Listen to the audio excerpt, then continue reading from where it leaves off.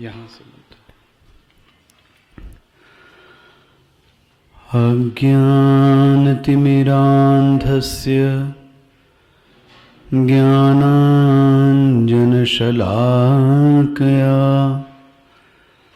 चक्षुरुन्मीलितं येन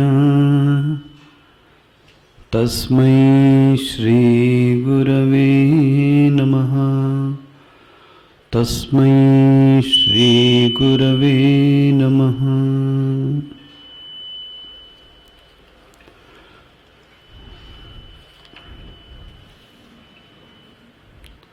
10वें श्लोक से पाठ करेंगे। योगी युञ्जीत सततम् आत्मानं रहसि स्थितः एकाकीयत चित्तात्मा निराशीरपरिग्रहः शुचौ देशे प्रतिष्ठाप्य स्थिरमासनमात्मनः नातिच्छित्रं नातिनीचं चैलाजिनकुशोत्तरं तत्रैकाग्रं मनः कृत्वा यतचित्तेन्द्रियक्रियः उपविश्यासने युञ्ज्याद् योगमात्मविशुद्धये समं कायशिरोग्रीवं धारयन्नचलं स्थिरः सम्प्रेक्ष्य नासिकाग्रं स्वं दिशश्चानवलोकयन्।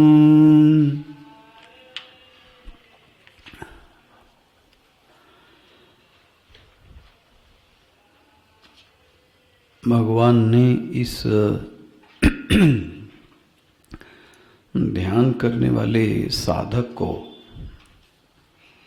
ध्यायी शब्द से संबोधित किया है। पिछले सत्संग में मैं कह रहा था कि 3 प्रकार की साधनाएं वेदांत में प्रचलित हैं। एक है श्रवण, दूसरी है मनन और तीसरी है निदिध्यासन। अज्ञान के नाश के लिए जो साधना है वो है श्रवण। इसलिए वेदांत का अधिकाधिक जो जोर होता है वो श्रवण पर ही होता है। मतलब जितनी चीजें हम सुनते हैं, सुनने से ही आधे से ज्यादा जो भ्रम है वो दूर होते हैं। इसलिए वेदांत खूब जोर देता है कि साधक को दिन पर दिन अपने श्रवण का अश्रवण की जो अवधि है उसमें बढ़ोतरी करनी चाहिए, खूब सुनना चाहिए। सुनने के उपरांत जब गुरु का सानिध्य समाप्त हो गया तो अकेले में बैठने पर उसको संशय आता है, बहुत सारे प्रश्न प्रतिप्रश्न आते हैं। उसका जो नाश है वो किससे है? मनन से है। और मनन के बाद की जो साधना है वह कौन सी है? ध्यान। इसलिए पिछले सत्संग में बात हुई, श्रुते है यत श्रुते है जो आपने सुना, यत मते है जो आपने मनन किया, मनसः निवेशनम जो सुने हुए में, गुने हुए में मन को निवेश करने को ध्यान कहते हैं। इसका मतलब ये हुआ कि ध्यान करने के पूर्व 2 साधनाएं तो सबसे ज्यादा जरूरी हैं कि ध्यान में, आसन में बैठने के पूर्व उसके श्रवण की साधना पूरी होनी चाहिए।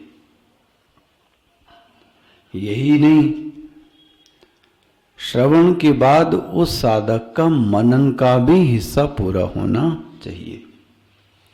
ऐसा साधक ही ध्यान के योग्य है। यदि यह साधनाएं पूरी नहीं हुई हैं तो क्या कहा जाए, इसलिए हमारे गुरुदेव दो शब्द कहते थे, एक है मेडिटेशन, मेडिटेशन, और एक शब्द क्या है, कंटम्पलेशन।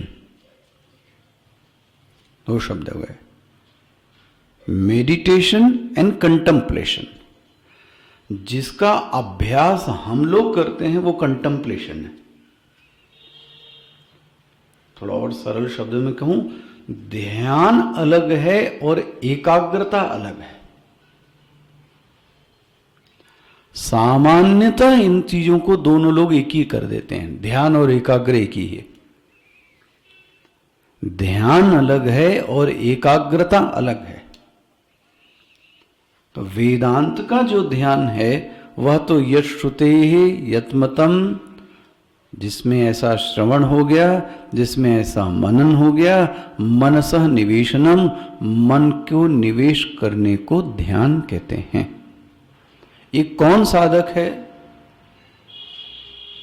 ध्यायी के लिए जरूरी है कि उसके जीवन में निवृत्ति आ चुकी होवे।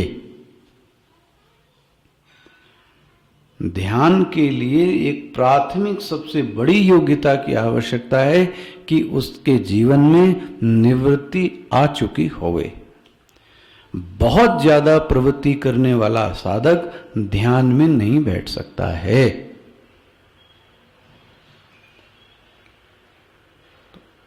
तो कोई फिर से प्रश्न पूछ ले कि प्रवृत्ति से कैसे करें? ऐसी प्रवृत्ति कीजिए जो आपको करने के बाद छोड़ दे। अच्छा कर्म वही है। 10वीं की पढ़ाई की, 10वीं ने छोड़ दिया। गृहस्थ का पालन किया, गृहस्थ धर्म ने छोड़ दिया। आप आश्रम के लिए चले और ठीक से चले, हाँ जी, ठीक से चले, इसका फल यह आया कि अब आपको चलना नहीं पड़ रहा है। कहीं आके क्या हो गए, आप रुक गए। तो ऐसी प्रवृत्ति करें जिसका पर्यवसान, जिसका कल्टीमेशन वह निवृत्ति में होना चाहिए।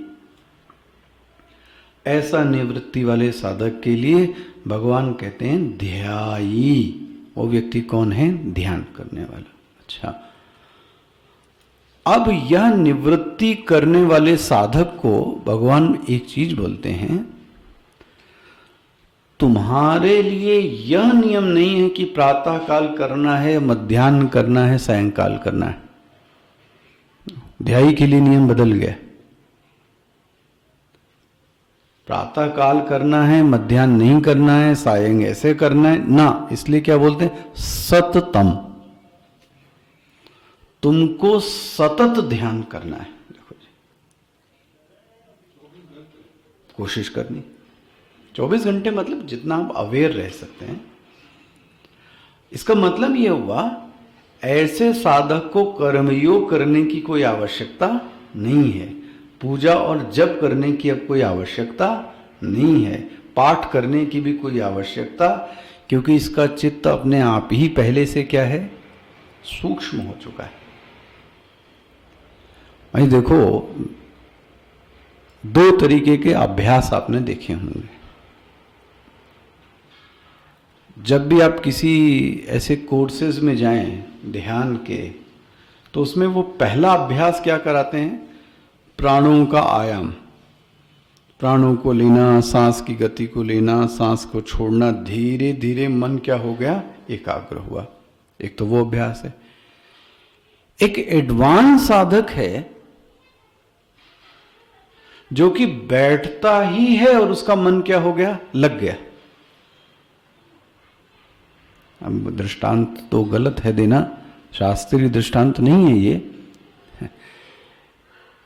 एक प्लेन होता है जो रनवे पर दौड़कर फिर उड़ान को भरता है, और एक हेलीकॉप्टर होता है जो किसी प्रकार का कोई रनवे पर नहीं दौड़ता। वो जहां है वो वहीं से ऊपर की ओर उठता है। अंतर हो गया दोनों में।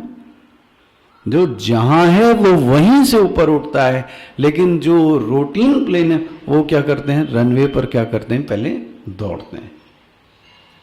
ये ऐसा साधक है इसको किसी अन्य साधनाओं की आवश्यकता नहीं है। इसलिए कहा गया, हे साधक तुम तो क्या करो, सततम। अच्छा, क्या करना है, कैसे करना है? बोलते हैं आत्मानम युंजीत। तोड़ तोड़ के पढ़िएगा। योगी, हे योगी क्या करो, युंजीत। युंजीत मतलब जोड़ो। किसको जोड़ो? आत्मानम। कब जोड़े? सततम। योगी आत्मानम सततम युंजीत। ऐसा तोड़ लीजिए। अब योगी संबोधन कर लीजिए। योगी आत्मानम, आत्मानम मतलब, अब देखो ये प्रश्न भी कभी कभी आपके मन में आया होगा। वेदांत में कभी कभी शरीर को भी आत्मा बोल देते हैं, कभी कभी मन को भी आत्मा बोल देते हैं, कभी कभी इंद्री को भी बोल देते हैं, कभी अंतःकरण को आत्मा बोल देते हैं। इसका क्या हल होगा? तो आत्मा शब्द वाच्य क्या है फिर?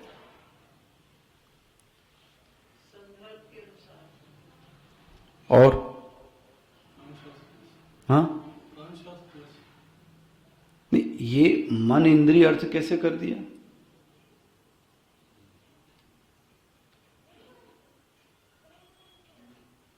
कुछ समझ में आता है? हाँ, उपस्थिति तो नहीं, उसी को आत्मा शब्द वाच्य कहते हैं जिसमें अहम भावना की जा सकती है।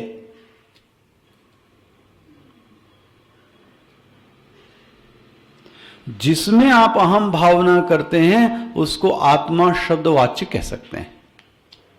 आप देखो, इस घड़ी को आप ये नहीं कहते कि आत्मा है,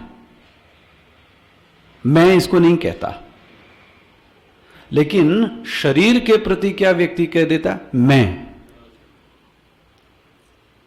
शरीर को क्या बोलता है? अरे पैदा कौन हुआ? शरीर बोलता है मैं। अच्छा, खराब क्या हुई? आंख, तो अंधा क्या हो गया? मैं। होना चाहिए आंख, तो बोलता क्या है? मैं। बढ़ा कौन? शरीर, तो बोलता क्या है? मैं। खराब कौन हुआ? मन। श्रद्धा किस में है? मन में, बोलता क्या है? मैं श्रद्धालु हूं। देखो, जिन जिन जिन चीजों में अहम भावना की जा सकती है उन सभी को आत्मा शब्द वाच्य कहा जा सकता है। जरा तोड़िए इस नियम को। शरीर को कहा जा सकता है कि नहीं? मन को कह सकते हैं कि नहीं? इंद्रिय को कह सकते हैं कि नहीं? अब बुद्धि को कह सकते हैं कि नहीं? बन गया। कभी कभी पुत्र को भी व्यक्ति कह देता है ये मेरी आत्मा है। क्यों? क्योंकि ये समझता है ये पुत्र कौन है? ये मैं ही हूं। देखो, तो बहुत अच्छा इसका ये उत्तर है। जिसमें अहम की भावना की जा सकती है या करते हैं वह सब शब्द क्या कहलाएगा? आत्मा। तो यहां भी शब्द क्या आ गया? आत्मानम। अपने मन को हाँ सतत हाँ जोड़ो। अब प्रश्न क्या आएगा? किससे? किससे? बोले यत श्रुतम यत मतम, जो तुमने सुना है, याद आ गई परिभाषा, जो तुमने गुना है उसमें मन को जोड़ो। यह आपको अध्याय करना पड़ेगा, क्योंकि ज्ञान विज्ञान तृप्तात्मा पहले ही उसको ज्ञान हो चुका है। जो तुमने कक्षा में बैठकर गुरु के मुख से श्रवण किया, अच्छा, जो तुमने एकांत में बैठकर मनन किया, वह सुना हुआ उस गुने हुए ज्ञान में अपने मन को क्या करो, लीन करो। स्पष्ट हो गया ये? इसमें प्रश्न आता है कोई इतनी अर्धाली में? अब ये पूरा खुल गया ये। योगी युंजीत, युंजीत मतलब जोड़ो, समाध मिल गया आपको? भाष्यकार ने क्या लिखा है? समाध्यात, अपने मन को क्या करो, आधान करो, जोड़ दो। किसमें? जो तुमने सुना है। अच्छा जी, लेकिन एक बात ध्यान रखना, ध्यान के लिए जोड़ने के लिए बोलते हैं, रहसी स्थित, ऐसी जगह ध्यान करना, देखो, जहां तुमको कोई जानता ना हो। देखो अंतर आ गया कितना, ये अधिकारी में, ध्यान वाले अधिकारी में कितना अंतर है। एक सामान्य साधक जो है उसके मन में ये भावना स्पष्ट होती है कि मुझे लोग क्या करें, जाने, सब लोग जाने कि मैं आध्यात्मिक व्यक्ति हूं। नाम भी देगा, फोटो भी देगा, सब छपवाएगा। क्यों? सब लोग मुझे क्या करें। तो इसका मतलब ये व्यक्ति नाम को क्या करना है, चाहता है। लेकिन ये क्या चाहता है? ऐसी जगह जाने को कहा गया जहां कोई इसको नहीं जानता। बुल्ले शाह का नाम सुना होगा आपने। बुल्ले शाह भी यही कहता था, जहां मैं तुमको पिलाऊं और तुम मुझे पिलाओ, जहां मैं तुमको न जानूं तुम मुझको न जानो, हम दोनों ही एक दूसरे को जाने, ऐसी जगह चलो। चलो अमर वह दिशवा, जहां न छत्री न वैश्य न शूद्रवा, जहां किंचित मात्र भी यश की भावना न रह जाए, और स्पष्ट तौर पे कहा जाए कि वहां तुम्हारे मन में यह ना होवे कि यह मुझे जानता है या मैं इसको जानता हूं। दूसरे शब्दों में गुमनामी कह लें। अब ये आसान है साधक के लिए, सोचो जरा। सामान्यतः साधक तो यही चाहता है कि उसका नाम होवे, लोग उसको जाने। ये ध्यानी के लिए क्या कहे? ध्यानी के लिए शर्त ही ये है, रहसी स्थित। मिल गया? रहसी मतलब एकांते गिरि गुहादौ। ये कहां मिलेगा एकांत? गिरी में मिल सकता है, गुहा में मिल सकता है। जहां एकांतित, एक के बाद और किसी का प्रारंभ नहीं है, तुम ही हो बस और कोई नहीं, एकांते। इसलिए कहा जाता है ध्यान सबके सामने न करे।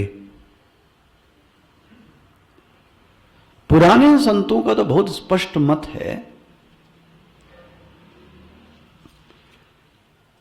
जो पुराने थे, दो चीजें सदैव एकांत में करें, भजन और भोजन एकांत में करें। भजन और भोजन ये सबके सामने मत करें, मतलब अपने लोग रहें तो करें, भीड़ के सामने ना भजन करें। तो ये साधु के लिए कि आप सबके सामने बैठकर जप तप करने लगे, ध्यान करने लगे, तो लोग और आकर्षित होने लगे। आपके भी मन में ये चल रहा है, लोग हमको देख रहे हैं कि नहीं देख रहे, किसी ने नोट चढ़ाई कि नहीं चढ़ाई। यही तो होता है ना, सब घुट जाते गड्ढे में, मन तो लगा रहता है कि नोट पकड़ी नहीं रखा, तो मन तो कहीं और लगा है, तो कहां युंजित हुआ ये। इसलिए कहा गया गिरि गुहादौ, जहां आपको पहचानने वाला कोई रह न जावे। मेरे ख्याल से ये पहली पंक्ति पूरी हो गई आपकी स्पष्ट। योगी युंजीत सततम आत्मानम, आत्मानम मतलब मनसा, आत्मानम रहसि स्थितः, चंचल मत होना, वहां स्थिर होके बैठो जरा। अच्छा भाई, अच्छा ध्यान तो अकेले कर रहे हो, लेकिन बहुत सारे चेले चापड़ लेके गए, शिष्यों के लेकर गए, वह भी मना है। क्या बोला? एकाकी। देखो क्या शब्द है? एकाकी। एकाकी मतलब भाष्यकार ने क्या किया? असहाय। हमारे स्वामी जी ने बताया कि तपस्वी की परिभाषा क्या है? स्वयं सेवी तपस्विना। ये से संबंधित जो कार्य है वो अपना स्वयं कर लेता है। किसी मतलब ये है कि उसकी सहायता के लिए कोई अन्य व्यक्ति वहां पर मौजूद नहीं है। देखो, किसी भीड़ को ले जाना, किसी अन्य लोगों को, मतलब पूरा ग्रुप का ग्रुप चला गया, ना ना ना, असहाय। देखो ये ध्यानी व्यक्ति है। सोचो आप कितना कठिन लगता है एकांत में जाना, असहाय, किसी की मदद लेना, एकाकी। मिल गया? एकाकी इति विशेषणात् संन्यासम कृत्वा, सब कुछ छोड़ कर जाना। हो गया? यत चित्तात्मा, यत चित्तात्मा, अपने मन को एकदम नियंत्रित करने की कोशिश करना। कहां पर? ध्यान में। क्यों भगवान? ये मन भाग जाएगा। तो बोलते हैं मैं दो कारण बता देता हूं। जब कभी कभी साधक बैठता है तो इन दो जगह उसका मन जाता है। वाह, एकदम व्यवहारिक बात कही। पहला है निराशी ही। निराशी का मतलब क्या हुआ?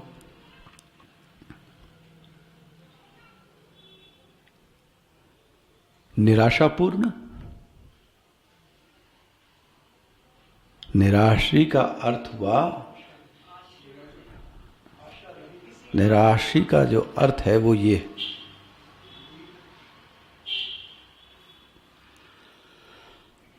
जिसने अपने सभी कर्मों के फलों को भी क्या कर दिया है? सब छोड़ दिया है। जिसको अब किसी प्रकार की कोई आशा नहीं है। इसको कहां कहा था? भोग। न कर्मसु अनुषज्यते सर्व संकल्प सन्यासी। ये है सर्व संकल्प। सर्व संकल्प मतलब क्या था?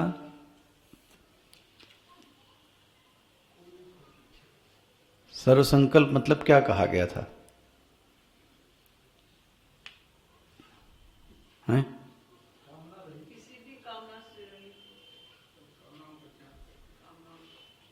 उस समय क्या अर्थ किया गया था?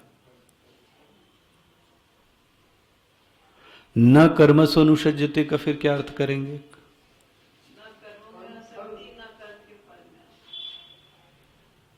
न कर्मसु अनुषज्यते का अर्थ क्या गया था? कर्तृत्व का त्याग।